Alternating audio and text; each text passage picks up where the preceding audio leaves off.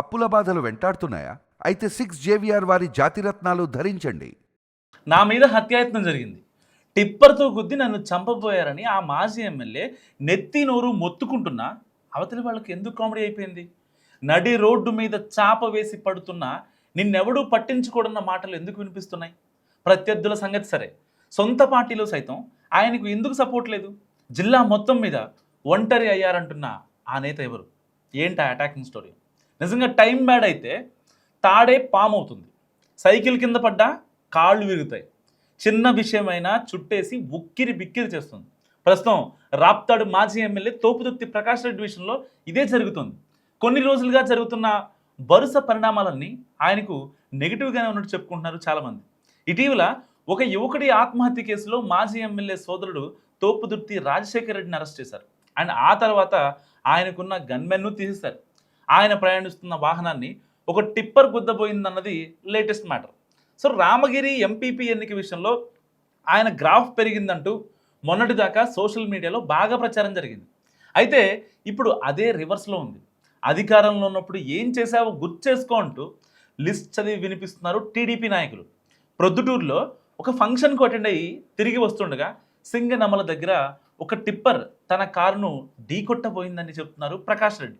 So ఆ tipper Kalyan దుర్గం MLA సురేంద్రబాబుకు చెందిన SR కన్స్ట్రక్షన్ది కావడంతో రాజకీయంగా పెద్ద వివాదం రాజుకుంది. పరిటాల సునీత, సురేంద్రబాబు కలిసి తనను చంపే కుట్ర చేశారని, ఇదంతా లోకేష్ డైరెక్షన్లో జరిగిందని ఆరోపించారు తోపుదుర్తి ప్రకాష్ రెడ్డి. సో నేను అధికార పార్టీపై చేస్తున్న పోరాటం, సంధిస్తున్న ప్రశ్నలతో వాళ్ళు ఉక్కిరి బిక్కిరి అవుతున్నారని, అండ్ అందుకే నా అడ్డు తొలగించుకునేందుకు కుట్ర పన్నారని, ఇక నుంచి నా టార్గెట్ లోకేష్ అంటూ సీరియస్ కామెంట్స్ చేశారు మాజీ ఎమ్మెల్యే. అయితే అందుకు టీడీపీ వైపు నుంచి చాలా స్ట్రాంగ్ రియాక్షన్ వచ్చింది. అసలు నిన్ను నీ పార్టీ వాళ్లే పట్టించుకునే పరిస్థితి లేదు.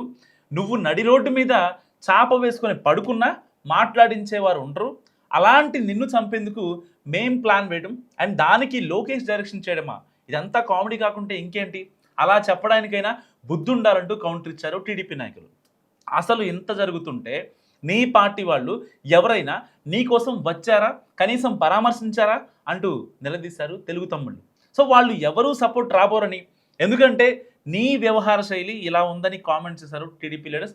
దాంతో నిజంగానే అనంతపురం వైసీపీలో ప్రకాష్ రెడ్డి ఒంటరి అయ్యారా అన్న చర్చలు జరుగుతున్నాయి. ఆయన తరచూ ప్రెస్ మీట్స్లో నా ఓటమికి సొంత పార్టీ వారే కారణమని, వ్యతిరేకంగా పనిచేశారని చెప్పడంతో మనస్పర్ధలు తారాస్థాయికి చేరాట.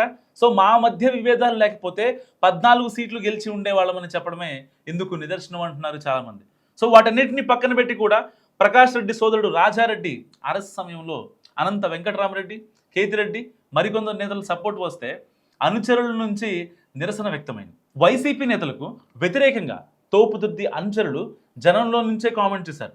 దాంతో ఇప్పుడు ఆయనకు గన్మెన్లు తొలగించినా, నాపై హత్యాయత్నం జరిగిందని చెప్పినా జిల్లాలో ఏ ఒక్క నేత కూడా స్పందించలేదు.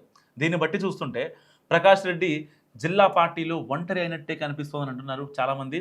సో నా వెంట జగన్ ఉన్నారని ఆయన చెబుతున్నా, ఇప్పుడు టీడీపీ నేతలు ఆయన విషయంలో చేస్తున్న కామెంట్స్ మాత్రం వైసీపీలో ప్రకాష్ రెడ్డి పరిస్థితికి అద్దం పడుతున్నాయనే కామెంట్స్ వినిపిస్తున్నాయి. మరి మీరేమనుకుంటున్నారు?